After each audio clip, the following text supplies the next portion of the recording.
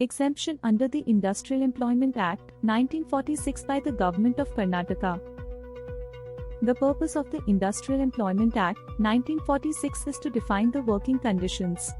Under the standing orders, the industrial establishment needs to publish the working time, holidays, and payday.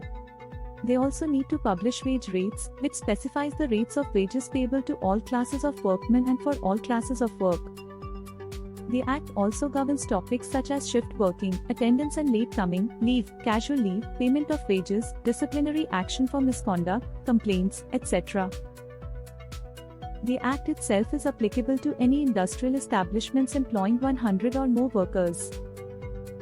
However, using the power given in the Act itself, the Government of Karnataka has amended the applicability to 50 or more workers. Recently, they exempted the applicability of the Act to IT or ITES, startups, animation, gaming, computer graphics, telecom, BPO, KPO, and other knowledge-based industries. This exemption is valid for 5 years from June 10, 2024. However, the Industrial Relations Code, 2020, if implemented, will have superseding effects. Constituting an internal committee as per the Sexual Harassment of Women at Workplace Act 2013 and rules.